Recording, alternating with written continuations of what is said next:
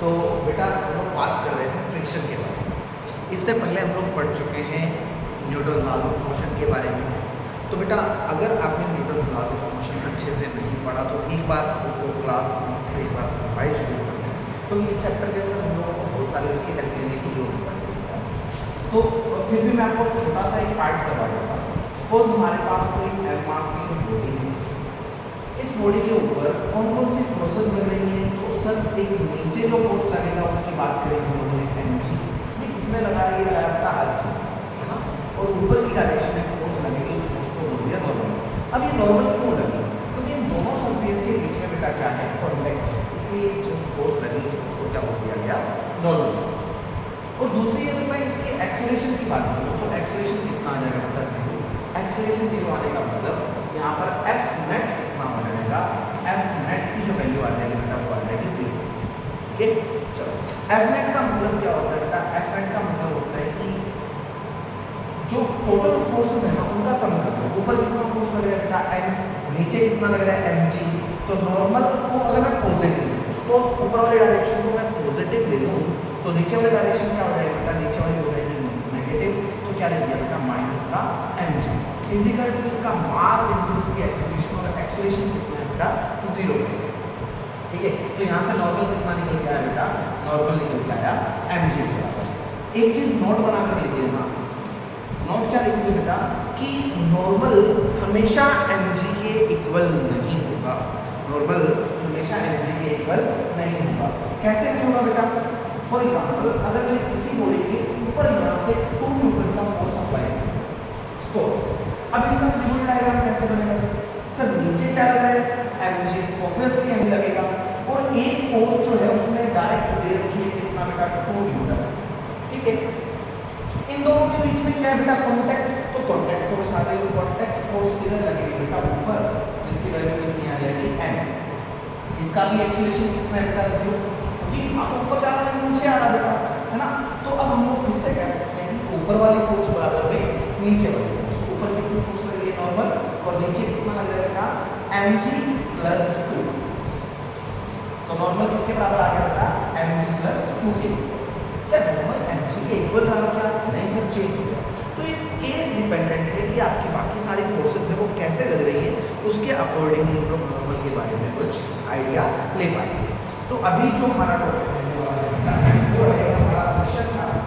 Friction क्या है, friction अगर मैं आपसे पूछूं कि फ्रिक्शन क्या है तो आपका आंसर जनरली बच्चों का क्या रहता है बेटा, कि फ्रिक्शन एक ऐसी फोर्स है जो मोशन को अपोज करती है। ठीक है, फ्रिक्शन क्या है बेटा, ऐसी फोर्स जो मोशन को अपोज करती है। लेकिन ये स्टेटमेंट सही नहीं। क्यों सही नहीं है, उसका रीजन मैं देखूंगा बेटा। फ्रिक्शन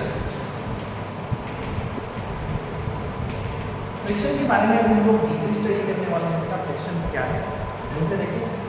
अगर हम लोगों से पूछा जाए कि भैया फ्रिक्शन है क्या, तो फ्रिक्शन वो वाली फोर्स है जो हम लोग किसी बॉडी के ऊपर, हम लोग नहीं यूँ कहें कि सरफेस लगाते हैं किसी बॉडी के ऊपर, ताकि उन दोनों बॉडीज के बीच में क्या ना हो पाए बेटा, रिलेटिव मोशन ना हो पाए। तो सबसे पहले फ्रिक्शन की डेफिनेशन लिखेंगे, it oppose relative motion, it oppose relative motion. ठीक है, बड़ी इंपॉर्टेंट डेफिनेशन है बेटा। ये मोशन को नहीं रोकती, ये किसको रोकेगी बेटा, रिलेटिव मोशन को रोकेगी। फॉर एग्जांपल अगर मैं यूं कहूं कि आप बस की छत पर आराम से बैठे हैं बेटा, और बस आगे चल रही है, हाँ सर ठीक है, यहाँ पर हम लोग आराम से बैठे हैं, बस अगर आगे जाए और इस वाले सरफेस के ऊपर मैं ऑयल गिराऊं, क्या गिरा दिया, ऑयल, तो थोड़े टाइम बाद क्या होगा बेटा, बस तो यहाँ से आगे निकल चुकी होगी, हाँ सर, और ये बंदा कहाँ रहेगा सर, बंदा यहाँ पर क्यों रहेगा, क्योंकि इसके ऊपर हॉरिजॉन्टल डायरेक्शन के अंदर कोई फोर्स है ही नहीं है, तो बच्चा यहाँ पर ही रहेगा। और जैसे यहाँ पर रहा तो इससे नॉर्मल जो मिल रहा था इसको वो खत्म हो गया। अब ये कहाँ जाने की टेंडेंसी में रहेगा बेटा, नीचे, यानी नीचे जाएगा। अब क्या रियलिटी में ऐसा होता है क्या, नहीं सर नहीं होता। क्यों नहीं होता, क्योंकि ये वाला बंदा बस के साथ आगे जाएगा। इसका कारण क्या है बेटा, इसको आगे लेकर कौन गया, तो इस सरफेस और इस बंदे के बीच में लगने वाले फ्रिक्शन फोर्स की हेल्प से ये आगे गया। यानी फ्रिक्शनल फोर्स किधर लगी, इस इंसान के ऊपर आगे की तरफ, और इस इंसान की वजह से बस के ऊपर फ्रिक्शनल फोर्स किधर लगेगी बेटा, पीछे की तरफ, है ना। एक्शन और रिएक्शन दे रहे हैं। फिर से देखिए, अगर मैं इस बॉडी को आगे की तरफ मूव करूँ, हाँ सर कर रहा हूँ, अगर यहाँ पर ऑयल गिरा होता तो ये 2 पॉइंट कंसीडर करो, पॉइंट ए और पॉइंट बी। पॉइंट ए है ब्लॉक का और पॉइंट बी किसका बेटा, सरफेस का। अगर यहाँ पर फ्रिक्शन ना होता तो ये ब्लॉक कहाँ चला जाता बेटा, आगे चला जाता, यानी बी के रिस्पेक्ट में ए किधर गया, आगे, और बी क्या चाहेगा, बी चाहेगा कि नहीं भैया जय और जीरो की तरह रहो, यानी क्या मत चेंज करो, अपनी पोजीशन मत चेंज करो, किसके रिस्पेक्ट में, बी के रिस्पेक्ट में, यानी बी बोलेगा ए को कि भैया आप मेरे से दूर मत जाओ, यानी रिलेटिव मोशन ना हो, इसलिए इसके ऊपर जो फ्रिक्शनल फोर्स है किस साइड लग जाएगी बेटा, बैक साइड में। ठीक है सर, तो ये फ्रिक्शनल फोर्स किधर लगी, बॉडी अगर इधर जाने की टेंडेंसी में थी तो फ्रिक्शनल फोर्स अपोजिट हो। फ्रिक्शन का काम है सिर्फ क्या रोकना बेटा, रिलेटिव मोशन को रोकना, मोशन को नहीं रोकता, हाँ कभी कभी मोशन को रोक देता है। जैसे इस वाले केस की बात करूं तो इस वाले केस के अंदर इस ए को चलने से रोक रहा है, लेकिन हमेशा मोशन को नहीं रोकता बेटा। यहाँ पर देखो, ये इस बंदे का तो मोशन करवा रहा है ना फ्रिक्शन, हाँ सर, तो फ्रिक्शन क्या है, वो वाली फोर्स है जो किसको अपोज करती है बेटा, रिलेटिव मोशन को अपोज करती है। फ्रिक्शन हमारे पास, हम लोगों को जनरली 2 फ्रिक्शन पढ़ने हैं, एक तो होता है बेटा स्टैटिक फ्रिक्शन। हाँ सर, स्टैटिक फ्रिक्शन क्या होता है बेटा, ये वो वाला फ्रिक्शन है जो 2 बॉडीज के बीच में तब तक लगे जब तक बॉडी रेस्ट पर है। The force of friction between the surface and the block when the block is at rest, उस वाली कंडीशन तक जो फ्रिक्शन लगा उस फ्रिक्शन को बोला बेटा हम लोगों ने स्टैटिक फ्रिक्शन। ठीक है सर, और उसके बाद होता है बेटा kinetic friction. Kinetic friction, kinetic friction क्या होगा बेटा, अगर कोई बॉडी किसी सरफेस के ऊपर मूव कर रही है, v वेलोसिटी है इसके पास, मोशन है, जब ये मूव कर रही है ना, तब इसके और सरफेस के बीच में लगने वाले फ्रिक्शनल फोर्स को क्या बोला गया बेटा, काइनेटिक फ्रिक्शन। तो काइनेटिक फ्रिक्शन की डेफिनेशन क्या आएगी बेटा, it is that friction which occurs during the motion of the body. ये बॉडी के मोशन के टाइम पर जो फ्रिक्शनल फोर्स लग रही है, उसी फ्रिक्शनल फोर्स को क्या बोल दिया बेटा, उसी फ्रिक्शनल फोर्स को बोला गया क्या, काइनेटिक फ्रिक्शन। एक और चीज है, और चीज क्या है बेटा, लिमिटिंग फ्रिक्शन। लिमिटिंग फ्रिक्शन ये क्या होता है, इनके बारे में मैं आपको थोड़ी देर में अभी एक्सप्लेन करूंगा, है ना। सपोज हम लोग यहाँ से स्टार्ट करते हैं एग्जांपल सेट करके, ये तीनों पार्ट हम लोग अच्छे से पढ़ेंगे। जनरली हम लोगों को ये वाला पार्ट करने को मिलता है जो न्यूमेरिकल्स के अंदर हमारे हेल्प करेगा बेटा। ठीक है, चलो देखते हैं वन बाय वन।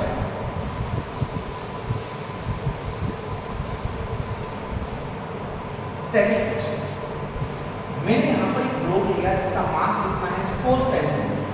ठीक है सर, अगर मैं यहाँ पर देखूँ तो कौन कौन सी फोर्सेस लगेगी सर, एक तो लगेगा नीचे क्या, mg, मास कितना था 10 mg, जिसकी वजह से किधर आने की कोशिश करेगा, नीचे, लेकिन नीचे कौन है भाई, नीचे सरफेस है, सरफेस जाएगा किधर, यानी सरफेस ने ऊपर की डायरेक्शन में फोर्स लगा दिया, उस फोर्स को बोल दिया गया नॉर्मल फोर्स। ठीक है, अच्छा, अब इसका एक्सीलरेशन कितना है, y डायरेक्शन में कहें या x डायरेक्शन में कहें, दोनों ही डायरेक्शन के अंदर इसका एक्सीलरेशन कितना है बेटा, 0 है। एक्सीलरेशन 0 होने का मतलब इसके ऊपर F नेट कितना लग जाएगा बेटा, तो F नेट की वैल्यू भी कितनी आ जाएगी बेटा, 0। यानी जो फोर्स ऊपर लग रही है वही फोर्स नीचे, दोनों फोर्स बराबर होना चाहिए, यानी नॉर्मल किसके बराबर आ गया, mg के बराबर। अच्छा ठीक है सर, अब जो फ्रिक्शनल फोर्स है ना स्टैटिक, उसकी जो मैक्सिमम वैल्यू होती है ना बेटा, हाँ, उसकी मैक्सिमम वैल्यू किसके बराबर आएगी बेटा, म्यू इंटू एन, किसके बराबर, म्यू इंटू एन के बराबर। ये म्यू क्या है, यहाँ पर म्यू है कोफिशिएंट ऑफ फ्रिक्शन, और एन क्या बेटा, एन है नॉर्मल फोर्स। ठीक है, ये कौन सी वैल्यू, ध्यान रखना ये कौन सी वैल्यू बेटा, मैक्सिमम वाली वैल्यू।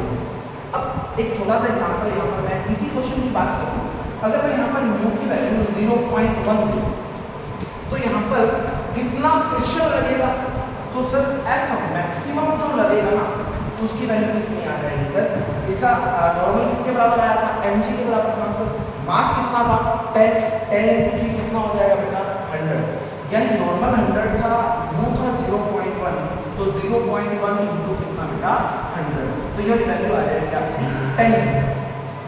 फ्रिक्शनल फोर्स की मैक्सिमम वैल्यू कितनी आ गई 10। अच्छा इसको हम लोग थोड़ा सा देख लेते हैं, ये क्या आया फ्रिक्शनल मैक्स की वैल्यू। और अगर इसी बॉडी को मैं यहाँ पर एक फोर्स लगा दूँ F कौन सी फोर्स है जो हम लोगों ने अप्लाई किया है इसके ऊपर, अगर वो फोर्स 1 न्यूटन है, कितना है 1 न्यूटन, तो क्या होगा सर, इधर आपने 1 न्यूटन लगा दिया, हाँ सर पीछे कितना लग रहा है 10 न्यूटन, अच्छा सर 10 न्यूटन लगा दो। अब क्या करोगे, खींचने वाला फोर्स माइनस रोकने वाला फोर्स बराबर में मास इनटू एक्सेलरेशन, यानी बॉडी तो चलना स्टार्ट हो गई। ये गलत अप्रोच है। क्यों गलत अप्रोच है? क्योंकि आपने कभी ऐसा देखा कि किसी चीज को थोड़ा सा आपने खींचा और वो पीछे चलना स्टार्ट हो गया? नहीं ना।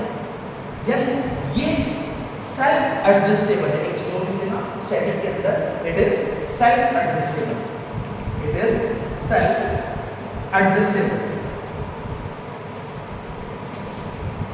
ये सेल्फ एडजस्टेबल फोर्स है बेटा, यानी जितनी जरूरत है ना उतना ही लगेगा। जैसे इस वाले केस के अंदर मैंने अप्लाइड फोर्स कितना लिया बेटा, अप्लाइड फोर्स लिया 1 न्यूटन, हाँ 1 न्यूटन, तो फ्रिक्शनल फोर्स कितना लगेगा सर 1 न्यूटन ही लगेगा। क्यों लगेगा भाई, इसको चलने से रोकने के लिए कितनी फोर्स की रिक्वायरमेंट थी 1 न्यूटन, क्योंकि मैंने 1 न्यूटन लगा दिया था यहाँ पर, कितना लगा दिया 1 न्यूटन, तो रोकने के लिए कितना चाहिए 1 न्यूटन से काम चल जाएगा, बॉडी रुक गई, यानी इनके बीच में क्या नहीं होगा रिलेटिव मोशन।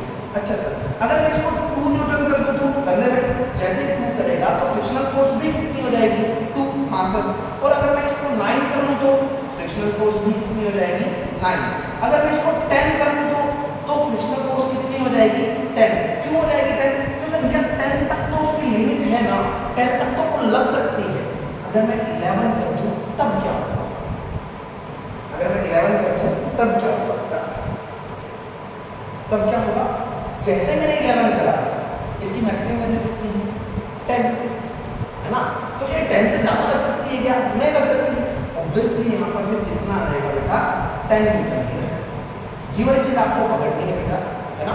अच्छा अब मैं अगर 15 न्यूटन कर दूं तो ये वाली फोर्स अगर मैं 15 न्यूटन लगा दूं तो पीछे कितना लगेगा, पीछे तो सिर्फ 10 ही लग सकता है ना सर, ज्यादा कहाँ से लेगा, अब तो बॉडी मूव करेगी कहाँ से, ठीक है।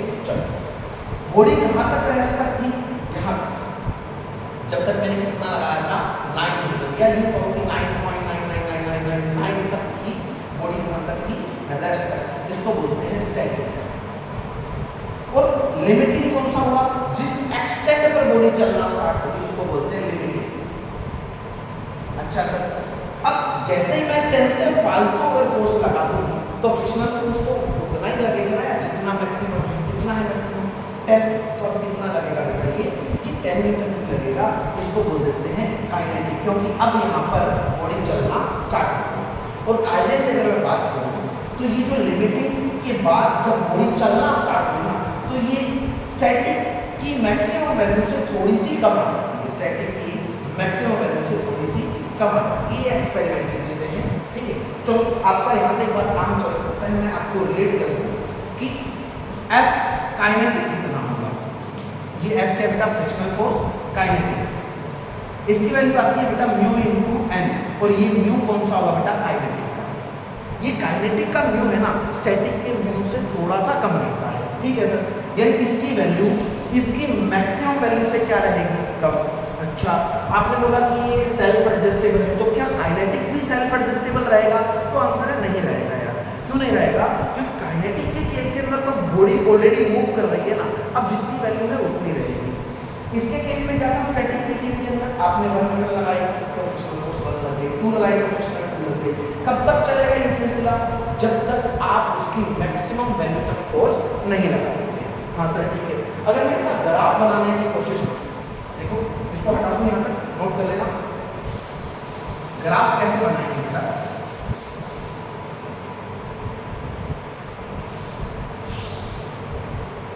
यहाँ पर मैं फ्रिक्शनल फोर्स की बात कर रहा हूँ और यहाँ पर कौन सा बेटा अप्लाइड फोर्स, इसको F और ये वाला स्मॉल f फ्रिक्शनल फोर्स। अगर मैं अप्लाइड फोर्स 1 न्यूटन लगा रहा था देखो, तो फ्रिक्शनल फोर्स कितना लगा 1, सर ये भी बन, तो ये वाला पॉइंट 2 लगाया तो 2, यानी ये वाला पॉइंट ऐसा, यानी ये कैसा बनेगा बेटा, ये एक स्ट्रेट लाइन बन जाएगी, ठीक है। अच्छा, उसके बाद इसके बाद मैंने क्या बोला कि भाई ये लिमिटिंग आ गया, यहाँ पर एक्सटेंड पॉइंट पे ये कौन सा हो गया, लिमिटिंग, है ना, जो मैक्सिमम वैल्यू आएगी सेकंड की। उसके बाद ये चलना स्टार्ट कर देगा, और ये लिमिटिंग, ये वाला पॉइंट कौन सा हो जाएगा आपका, लिमिटिंग। उसके बाद इसकी मैक्सिमम वैल्यू से थोड़ी वैल्यू क्या हो जाएगी, कम। मैंने अभी बोला क्यों कम हो जाएगी, क्योंकि काइनेटिक का म्यू स्टैटिक के म्यू से थोड़ा क्या रहता है बेटा, कम रहता है।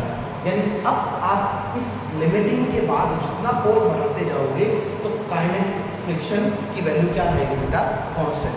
तो यहाँ से यहाँ तक क्या हुआ बेटा, स्टैटिक, ये वाला एंड वाला पॉइंट, पीक वाला पॉइंट कौन सा होगा, लिमिटिंग, आगे कौन सा हो जाएगा, काइनेटिक फ्रिक्शन।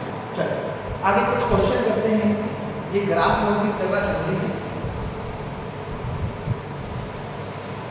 अच्छा, अगर आपको म्यू दोनों के अलग अलग नाम दे रखे हो तो क्या करोगे सर, तब हम लोग एक काम करेंगे, जो म्यू दे रखा है उसको कॉमन मान लेंगे, है ना। नहीं तो रियलिटी में अगर हम लोग एक्चुअल बात करें तो म्यू आपको दोनों का गिवन रहेगा।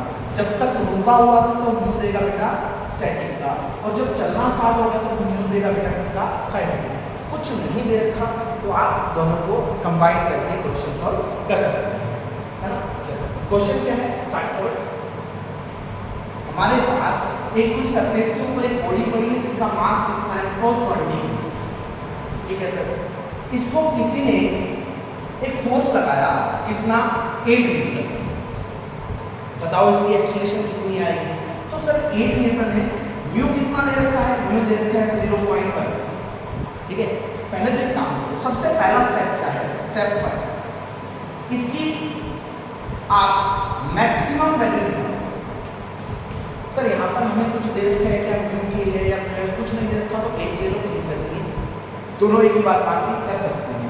रियलिटी में कौन ज़्यादा होगा, स्टैटिक, स्टैटिक की म्यू ज़्यादा होगी किससे बेटा, काइनेटिक से। इसकी मैक्सिमम वैल्यू कितनी आएगी सर, म्यू इनटू है, सर ठीक है। अब इसका फ्री बॉडी डायग्राम मैंने बनाया था, इधर क्या लगा था 20 g, ऊपर क्या लगा था बेटा नॉर्मल, इस डायरेक्शन में क्या लगा था 8 न्यूटन, और ये 8 न्यूटन की हेल्प से आगे जाने की कोशिश करेगा ब्लॉक इसके रिस्पेक्ट में, सरफेस के रिस्पेक्ट में। तो सरफेस क्या कहेगा कि भैया किधर चले, फ्रिक्शनल फोर्स किधर लगेगी, बैक साइड में। अगर मैं इस डायरेक्शन की बात करूं, वाई एक्सिस की बात करूं, तो इसमें एक्सीलरेशन जो है वो 0 है, यानी ऊपर लगने वाला फोर्स किसके बराबर आएगा, नीचे लगने वाला फोर्स। ऊपर कितना लग रहा है बेटा नॉर्मल, नीचे कितना लग रहा है बेटा 20 g, यानी नॉर्मल किसके बराबर आ गया 200 न्यूटन के बराबर। Got it. चलो अब म्यू की वैल्यू कितनी थी 0.1, नॉर्मल कितना आया अपना, नॉर्मल आ गया बेटा 200, तो इसकी वैल्यू कितनी आ जाएगी बेटा 20 न्यूटन। कितना आ गया 20 न्यूटन। यानी एक चीज समझो कि कब तक ब्लॉक नहीं चलेगा, जब तक आप ये वाली फोर्स कितना ना कर दो, 20 से ज़्यादा या 20 ना कर दो, तब तक ये ब्लॉक कहाँ रहेगा बेटा, रेस्ट पर रहेगा। यानी अब आप यूँ कह सकते हो कि यहाँ पर ब्लॉक के जो चलने की टेंडेंसी है वो 0 है, ब्लॉक चल ही नहीं पाएगा यार। क्यों चलेगा, क्योंकि उसके पास भंडार भरा पड़ा है फ्रिक्शन का। कितना, ये कहता है कि जी 20 न्यूटन तक तो मैं जाने ही नहीं दूंगा। आपने कितना लगाया 8 न्यूटन, तो क्या जाने देगा क्या, नहीं। तो इसके बैक साइड में फोर्स लगना स्टार्ट हो जाएगी, फ्रिक्शनल फोर्स। कितना लगेगा 20 लगेगा क्या, नहीं सर, स्टैटिक फ्रिक्शन है, और स्टैटिक फ्रिक्शन सेल्फ एडजस्टेबल है, यानी इसकी वैल्यू बार बार चेंज हो सकती है। अभी आपने अप्लाइड फोर्स कितना लगाया 8 न्यूटन, तो यहाँ पर फ्रिक्शनल फोर्स की वैल्यू भी कितनी आ जाएगी बेटा 8 न्यूटन, तो एक्सीलरेशन कितना आ जाएगा 0 आ जाएगा। पहला स्टेप क्या था, एफ मैक्सिमम। उसके बाद सोचना स्टार्ट करेंगे, उससे पहले कुछ नहीं करेंगे, ठीक है। चल अगर इसी क्वेश्चन को मैं थोड़ा सा और चेंज कर दूं बेटा, इसकी एक्सप्रेशन कितनी आ गई 0। हाँ, इसी क्वेश्चन के अंदर अगर मैं ये वाली फोर्स हटाकर सपोज 100 न्यूटन कर दूं, देन क्या होगा 100 न्यूटन करा, हाँ सर। इसकी एफ मैक्सिमम कितना आया था, अभी निकाला था, कितना आया था सर 20 आया था, हाँ सर। तो क्या ये फ्रिक्शनल फोर्स इसको चलने से रोक पाएगा, आंसर है नहीं रोक पाएगा सर। इसके पास तो कितना है 20 न्यूटन लगा सकता है मैक्सिमम ही, लेकिन यहाँ पर हम लोगों ने अप्लाइड फोर्स कितना लगाया, अप्लाइड फोर्स लगाया बेटा 100। तो क्या होगा, इस ब्लॉक के ऊपर आगे की तरफ एक फोर्स लगेगी 100 जो कि एक्सटर्नल फोर्स हम लोगों ने अप्लाई करी है, और एक पीछे की तरफ फ्रिक्शनल फोर्स लगना स्टार्ट हो जाएगा जिसकी मैक्सिमम वैल्यू 20 है। तो क्या करेंगे बेटा, इसका एक्सेलरेशन मान लेते हैं इस डायरेक्शन में k है। अब क्या करें, फोर्स किसके बराबर होता है, मास इनटू एक्सेलरेशन। फोर्स कौन सी, नेट फोर्स। नेट फोर्स कितना आएगा, खींचने वाला माइनस रोकने वाला। खींच कौन रहा है बेटा 100, रोक कौन रहा है 20 इज इक्वल टू मास कितना था इस बॉडी का 20, एक्सेलरेशन कितना है a, यानी 100 माइनस 20 80 बराबर में 20 तो a कितना आ जाएगा बेटा, ये आ जाएगा बेटा 4 मीटर पर सेकंड स्क्वायर। ठीक है, चलो और आगे चलते हैं बेटा। एक क्वेश्चन और करवा दूंगा इसी टाइप का, दो क्वेश्चन और, दो फॉर्मेट और करवाऊंगा, है ना, वो समझते हैं। ठीक है, चलो उसको रोक के नोट कर लेना अगर जरूरत पड़े तो। एक क्वेश्चन और है अपने पास, देखो मैं दोनों में आपको सिर्फ ये चीज लगाना सिखा रहा हूं कि हम लोग करेंगे कैसे। सपोज ये कितना है 10 की ले लो, कोई दिक्कत नहीं। यहाँ पर आपने 20 न्यूटन की फोर्स लगा दी और ये जो एंगल है ना बेटा हॉरिजॉन्टल से 37 डिग्री है। अब बताओ यहाँ पर अगर न्यू की वैल्यू 0.1 है तो फ्रिक्शनल फोर्स कितना होगा इस वाले केस में भी और मैक्सिमम। ठीक है, तो सबसे पहले कौन सी निकाला करते थे, मैक्सिमम। तो सबसे पहला स्टेप है यहाँ का फ्री बॉडी डायग्राम। नीचे कौन लगेगा सर, 10 G। हाँ सर, इधर कौन सा लग रहा है, इधर लग रहा है सर 20 न्यूटन। ये वाला एंगल कितना था 37।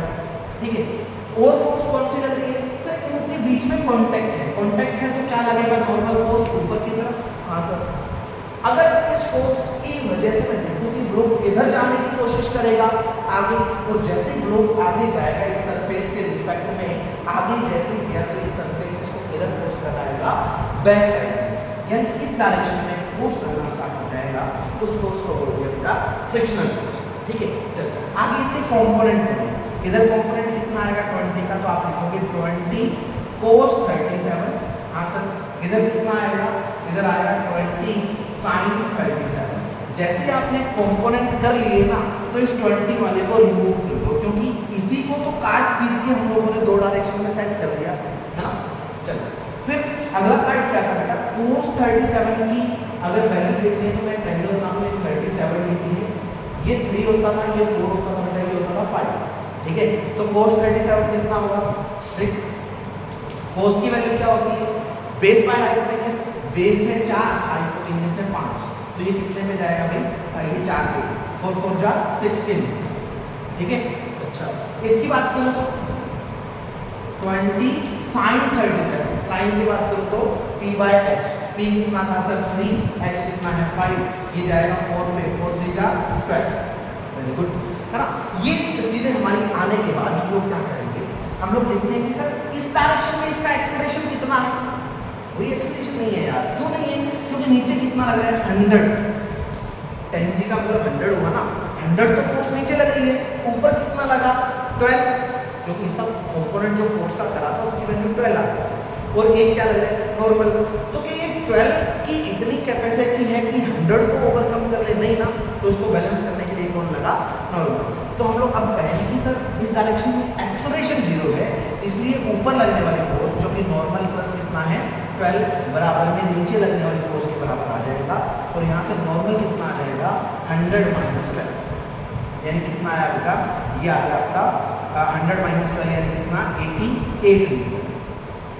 हाँ सर ठीक है, अगर ये 88 न्यूटन आ गया तो अब फ्रिक्शनल की मैक्सिमम वैल्यू कितनी आएगी, फ्रिक्शनल की मैक्सिमम वैल्यू आ जाएगी 0.1 इंटू क्या, इंटू नॉर्मल, नॉर्मल कितना था 88, तो ये फोर्स आ जाएगा बेटा 8.8। फ्रिक्शन की मैक्सिमम वैल्यू कितनी आएगी 8.8, और इस डायरेक्शन में कितनी फोर्स लग रही है 16, हॉरिजॉन्टल। कौन से डायरेक्शन में, हॉरिजॉन्टल में, हॉरिजॉन्टल में 16 फोर्स अप्लाई कर रखी है हम लोगों ने, और रोकने के लिए फ्रिक्शन कितना लग सकता है 8.8।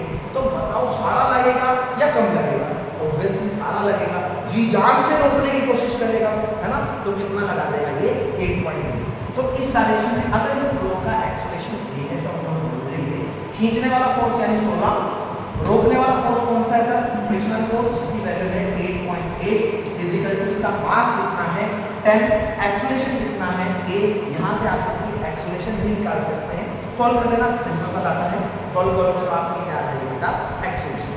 चलो एक लास्ट वाला फॉर्मेट देख लेते हैं बेटा, ठीक है। यहाँ पर मेन बात जो समझने वाली थी ना बेटा, नॉर्मल हमेशा mg के बराबर नहीं है। आप सबसे पहले नॉर्मल निकालो, नॉर्मल निकालने के बाद क्या निकालोगे, एफ मैक्सिमम निकालोगे।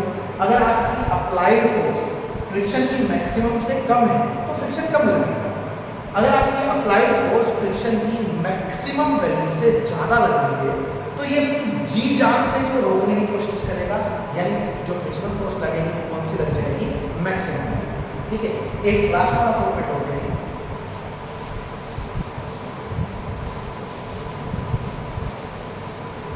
अच्छा, लास्ट वाला फॉर्मेट क्या है बेटा, इंक्लाइन प्लेन का। हमारे पास ये कोई इंक्लाइन प्लेन है, ये वाला एंगल है थीटा, यहाँ पर हम लोगों ने एक ब्लॉक रखा हुआ है एम मास, ठीक है।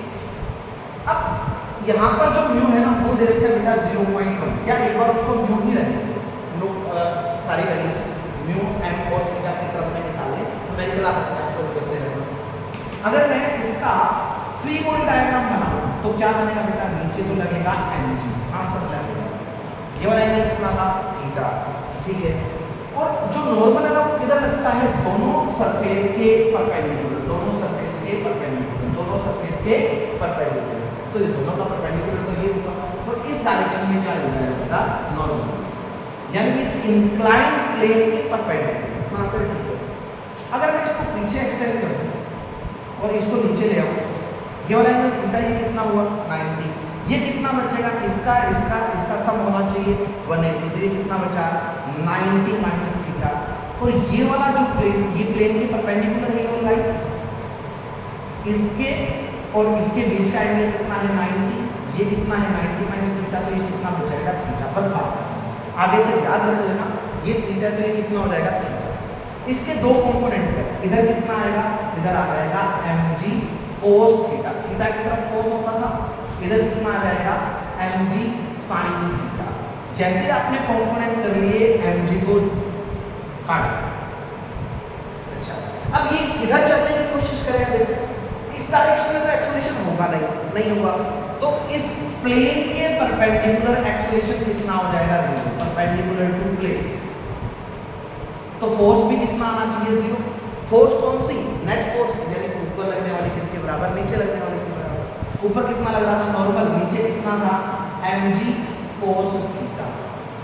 अच्छा सर ठीक है, नॉर्मल आ गया। हाँ, अब इसको हटा दो, भूल जाओ। अब हॉरिजॉन्टल यानी इस प्लेन के अलोंग की बात करूं तो अलोंग कितनी फोर्स लग रही है, mg sin थीटा। हाँ सर, अब मैं सिर्फ प्लेन के अलोंग की बात कर रहा हूं, इधर कौन सी फोर्स लग रही है mg sin थीटा। ऑब्वियसली इसका एक्सेलरेशन इस डायरेक्शन में होगा, इस ब्लॉक का इस प्लेन के अकॉर्डिंग, इंक्लाइन प्लेन के अकॉर्डिंग मोशन किधर हो रहा है नीचे, तो प्लेन इसको रोकने के लिए किधर फोर्स लगाएगा, पीछे। ये फोर्स कौन सी होगी बेटा, फ्रिक्शनल फोर्स। और ये मैक्सिमम कितना लग सकता है, ये मैक्सिमम कितना लग सकता है, इसकी वैल्यू आ जाएगी बेटा म्यू इनटू नॉर्मल। नॉर्मल कितना था mg cos थीटा। ठीक है, आप ये वाला फंडा अप्लाई करके ऐसे क्वेश्चन भी सॉल्व कर सकते हैं। चलो नेक्स्ट क्लास के अंदर इसके अच्छे सारे क्वेश्चन करेंगे। आज छोटा सा कंसेप्ट करवाने की कोशिश करें, बिकॉज आपकी क्लासेस अभी लग नहीं रही है रेगुलरली, तो आप यहाँ से थोड़ा सा कोशिश करें और जो डाउट है आप पूछें।